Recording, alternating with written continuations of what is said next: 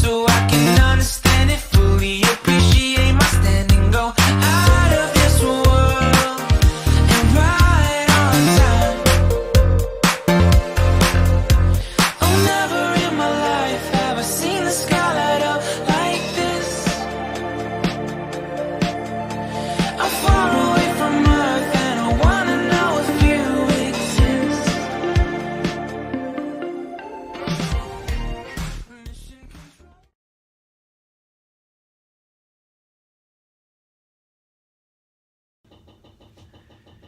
Well, good morning, and welcome to Mirador Television for the last day of the week, Friday, the 1st of March. Where did February go? Well, same old question. Time seems to fly when you're at your grand old age, such as me, and yet when you're waiting for a bus, it seems to last forever. Anyway, interesting stuff over the week, because on Monday I went to the the district council meeting at the county council headquarters, and made a report, slightly tongue-in-cheek, but that has started a sort of a backlash of debate, and that's really what it was intended to do, because if we don't start to debate some of these issues, we are going to be governed by secret government. The cabinet will be in charge. We will not know what's going on. And already we have a track record in Lewis of 2 or 3 things that we don't know about. The 49 sites, which has turned out to be a disaster because the council is going to end up in court with an £11.5 million lawsuit. Some of the things that are happening in New Haven have been let out at the last minute. The inside workings of the council are defended to the point of farce. One of the things I reported on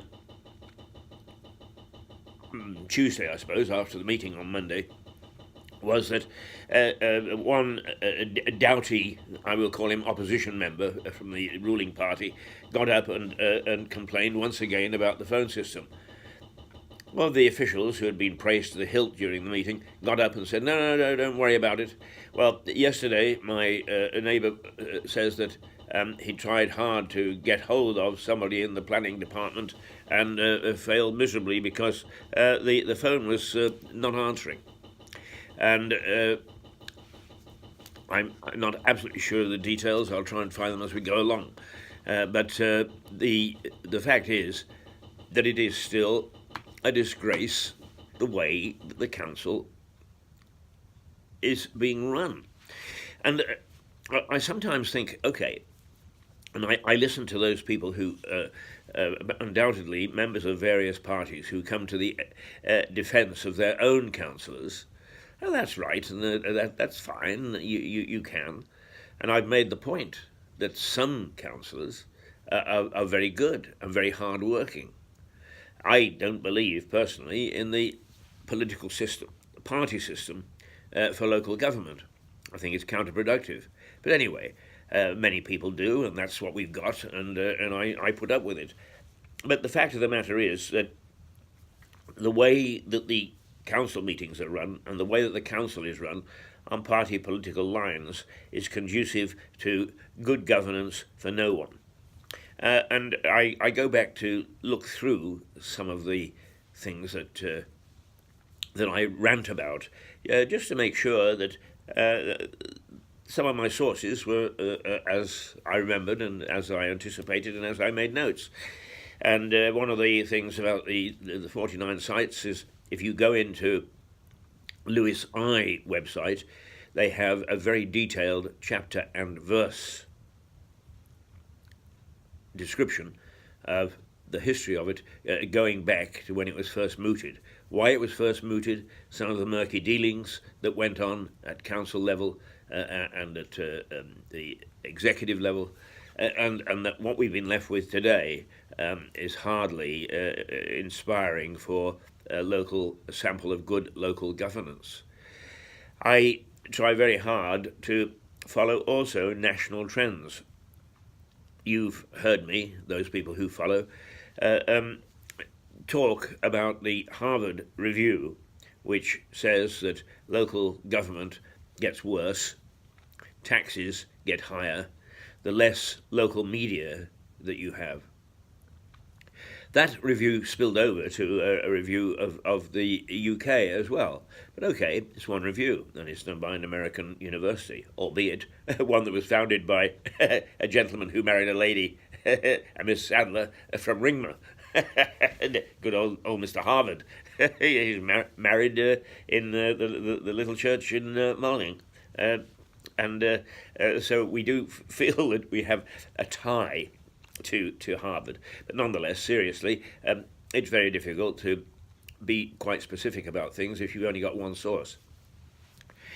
A friend sent me an article in The Spectator yesterday and said he's a journalist and a very good journalist, and he knows the sort of thing that I'm talking about. And I go and I spend time in London discussing things with him to make sure that A, journalistically, I'm not stepping over the mark, and secondly, that perhaps we share the view about media, local media, and the disintegration of local government. So he sent me an article from The Spectator, which I intend to put on my Facebook page at some stage today. It's a lengthy article, and I doubt if most people will read all of it, but read a bit of it, because it says exactly the same thing. It says that governance is falling apart. Not just here, it hasn't picked on Lewis at all. It's just reviewed what's happening in the whole of the country and bemoaning the fact that the less local media we have, and apparently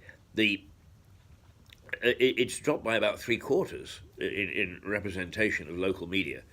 And then the politicians and the executives, the Sir Humphreys, just have a field day.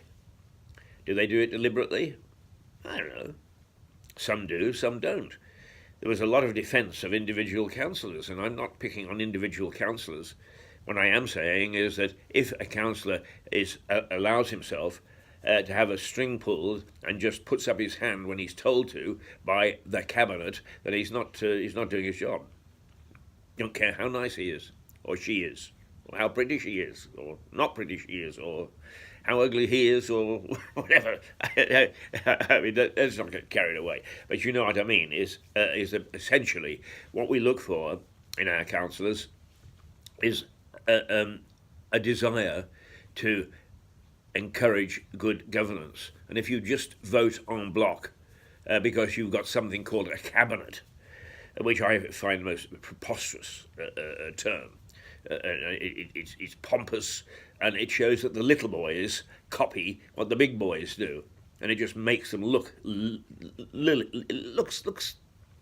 silly and young, and well, let's do what they do in Westminster. That's the way I read it anyway. But the sinister thing is that that's where a lot of government is doing, and they're not even telling their own councils. They're not telling the elected people. Our elected politicians, those that you probably support, have to go scouring around trying to find out what's going on. Well, we didn't elect them for that. Where there's a decent, hard-working councillor, we elected him to try and help give us good governance. And it is not fair on them that there should be a secretive inner circle, which there patently is. That is not what it's all about. And that inner circle is chummy with the executive. No, sirs and madams, that's not why you're there. You're there to make sure that we get good governance from the executive, who are the people that actually run the district. They run the council. They make it efficient. And it's not. And all you're doing is patting him on the back for it. Well, if that's what a cabinet is all about, let's get rid of it. Let's get rid of the term, first of all. Let's get rid of the idea that an elite group should be running the council without any questioning whatsoever. There were only 2 or 3 people the other night that were feisty enough to question what the cabinet was doing. One, Stephen Caitlin. I've known him for almost the entire time that I've been in Lewes. He used to own the tobacconist and sweet shop on the high street. Now he's an independent councillor, and he asked some searching questions. Ruth O'Keefe, who made some interesting little speeches. They were very interesting, in fact. Ruth O'Keefe was asking searching questions. No answers came out in there. Basically what happened was the cabinet, the council leader, pulled the string, and everybody on the ruling party stood up and put their hand up. And for that matter, some of the opposition did too. They don't like their comfort zone being stirred. But throughout the country now, there is a raised awareness, and it comes and it starts with our good pal, Mr. Marmite, love him or hate him, Boris Johnson. But I've also spoken to councillors from other parts of the country. They not only believe that change is necessary, but they believe that change is on the way. And I haven't actually been able to get in detail what some of those changes are. But I do think that in this particular case, any change has got to be for the better. The way that the political system works is unacceptable. The efficiency of Lewes District Council executive, the officers as they call them, is unacceptable. Now that is what I was ranting about over the last couple of days, having gone and seen what is really a bit of a circus. I mean, it is a bit of a comedy when you actually go, except it is black comedy, because you can see how it's undermining true democracy. And that's really what my call is. Let's make sure we go back to a democratic form of local government and an executive that is efficient. Because it was efficient up until a few years ago. It was very efficient, and it was very well run. And there's no reason why it can't go back to that. So what we did is we stirred debate. And I hope that we keep going with that sort of debate. It is essential that we, the public, debate. And there were disagreements. There were disagreements in the various groups and various Facebook arguments and so on and so forth. And that is as it should be. Of course, if I say something, I expect people to take me to task. As long as they don't just say, don't be so silly. That's not debate. Debate is actually putting up a reasoned argument against another reasoned argument.